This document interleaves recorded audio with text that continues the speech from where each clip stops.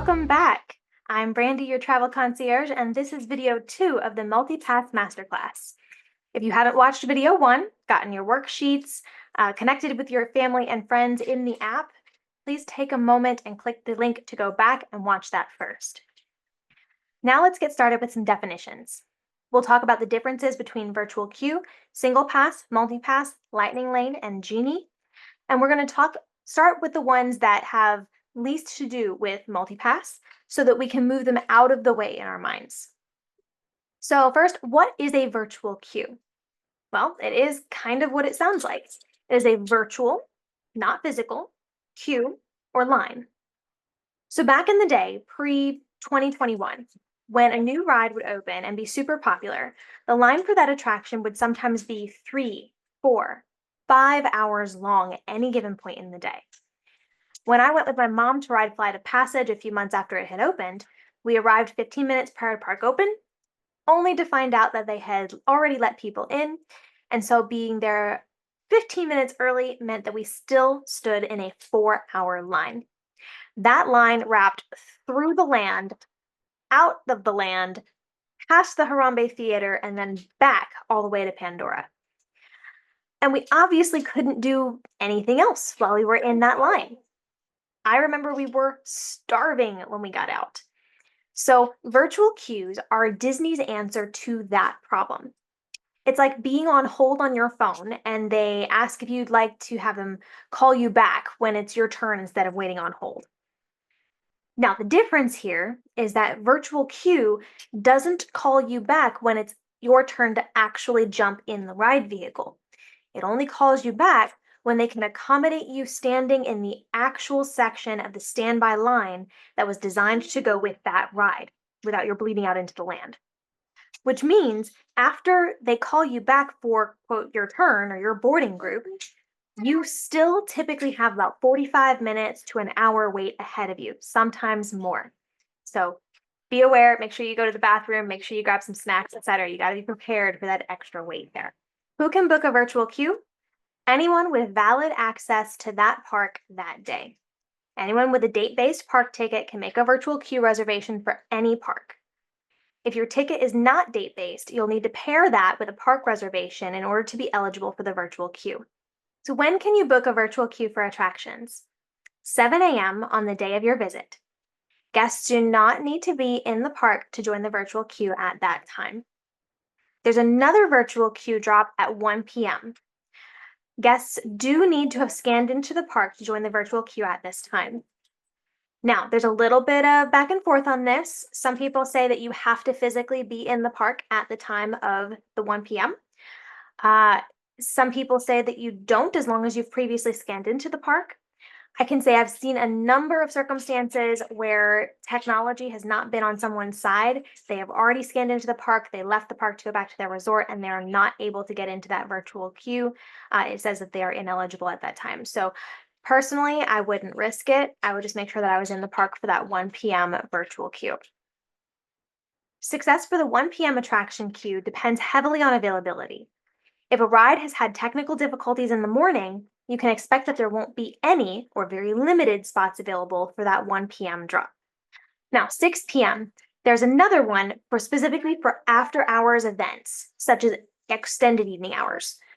So something I want to mention specifically about this 6 p.m. queue is that when you are in the app, you may need to scroll down past the initial virtual queue options to find the extended evening hours virtual queue. I had this happen on a recent trip for myself where I logged in at about 5:55 and I saw Tron Light Cycle Run and then I saw Tiana's Bayou Adventure, but I didn't see beyond that at the bottom, there was a Tron Light Cycle Run extended evening hours queue. So just be aware when you log in that couple of minutes beforehand, make sure you scroll and see if the extended evening hours is a separate box on the list, so that you're making sure you're checking for it and clicking on the correct one at that 6 p.m. When you book the attractions virtual queue, you'll be given a boarding group. The smaller the number, the sooner your group is likely to be called. In the app, you can see which boarding groups they are currently calling after the park is opened to get an idea of roughly how long it's going to be before your group is called. Now, keep in mind that although the Disney app should notify you that your group has been called, I would highly recommend checking the app frequently, as twice when my group was called, I either didn't get the notification or I got it 20 minutes late. So, how do we book it? From the home screen in the app, scroll down until you see Virtual Queue, and then click on Join Virtual Queue. At the top, you'll see where you can select the park you want, and then select Confirm Your Party for the attraction you want to join the virtual queue for. From there, you will select who wants to ride. I recommend doing this well before the time of the virtual queue you're actually trying to get. That way, you can be ready to click Refresh as soon as it's time to book your virtual queue. So that is virtual queue. They are very competitive, and you'll need to wake up before 7 a.m. on those park days to have a chance at them. When your boarding group is called, you'll need to get to the attraction quickly, and you'll still have a decently long wait. If you're planning to arrive at the park later in the morning or day, but your boarding group is an earlier one, this can potentially cause issues, as the cast member may or may not allow you to ride if your boarding time has passed. Lightning lanes. If you are familiar with the Fast Pass system of years past, there was a Fast Pass lane that you would walk down when the return time for your Fast Pass reservation was open. Now Disney has replaced the word Fast Pass with the words Lightning Lane.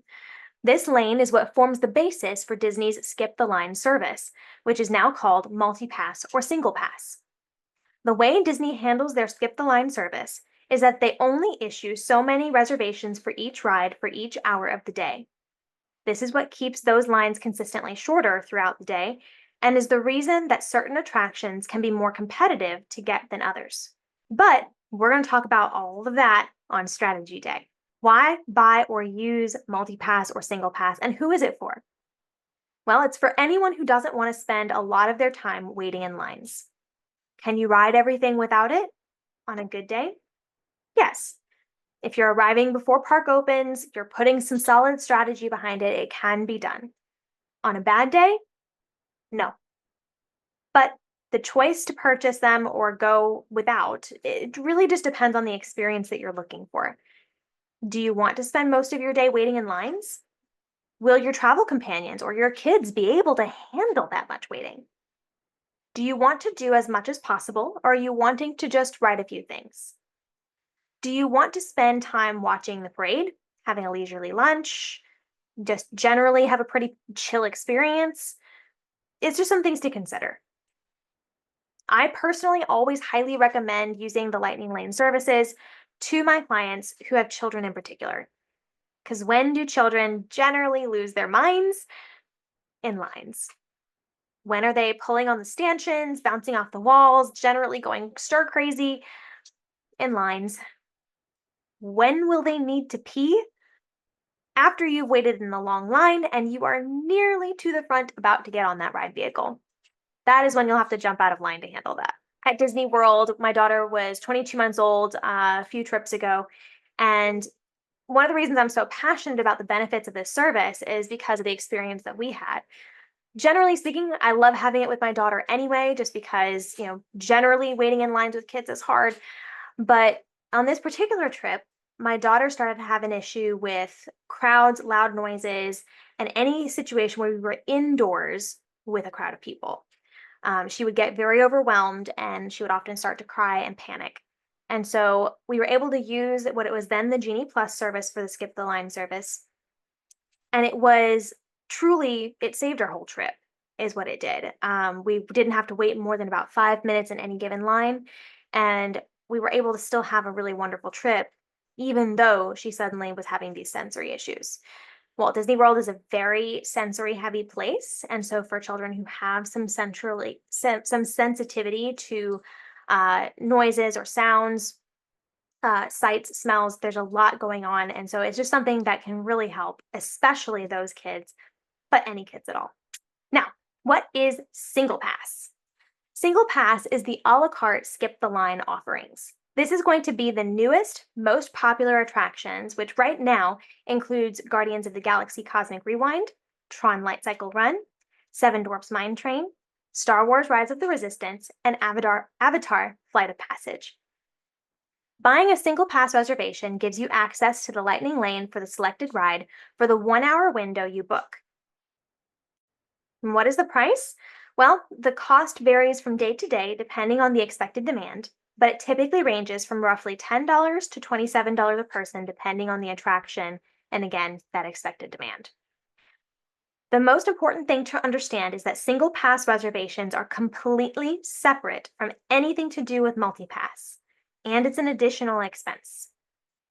You do not have to purchase multipass in order to purchase a single pass reservation. Now, when can you make the reservation? Well, for Walt Disney World, if you are staying at one of the Disney resorts, or if you're staying at Shades of Green, the Swan Reserve, or Dolphin hotels, you can make single pass selections at 7 a.m., 7 days before the first day of your resort stay, for the length of your stay up to 14 days. Now, if you are not staying at one of those resorts, and your tickets are date-based, which means that you chose a start date for your ticket when you purchased it, then you can make your selections at 7 a.m. 3 days prior to your first park day for the total number of valid admission dates on your ticket. Now, if you are not staying at one of those Disney resorts, Shades of Green, Swan Reserve, or Dolphin hotels, and your tickets are not date-based, you can make your selections at 7 a.m. 3 days prior to each park visit reservation. You will, for those ones, need reservations, park reservations, with your ticket in order to gain access to the park. The rules are the same for both single pass and multi-pass reservations. You will be able to select your return window based on what's available at the time. So in order to book your single pass reservations, I'm going to show you what that is going to look like in order to move through the whole process. Now, you can do these alongside your multi-pass reservations, but I'm going to talk more about that, what that looks like, some potential issues you may come across in the next video. And for this one specifically, talking about single pass, when you get to your home screen of your Disney World app, you're going to just see Lightning Lane multipass/single pass, and you'll see purchase as an option. You choose your date, and then you select which park you're looking for.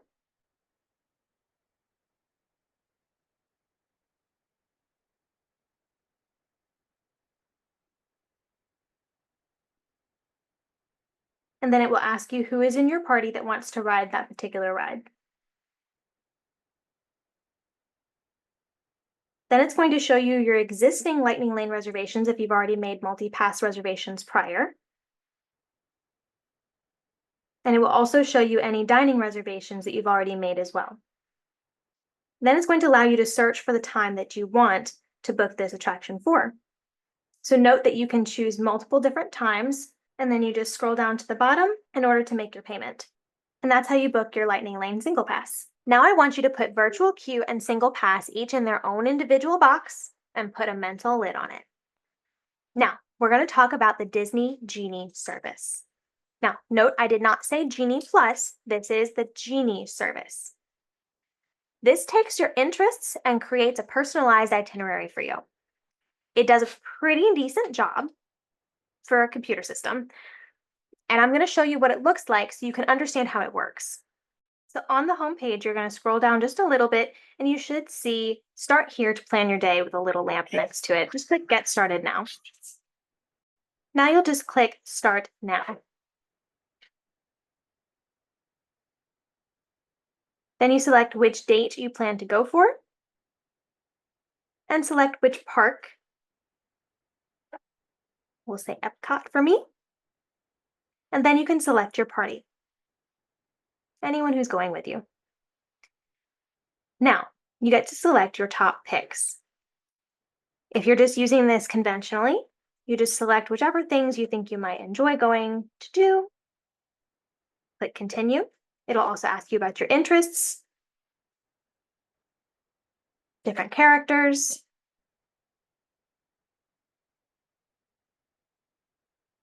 and it'll ask you if you'd like to see height requirements, accessibility, etc. And then just click View My Day.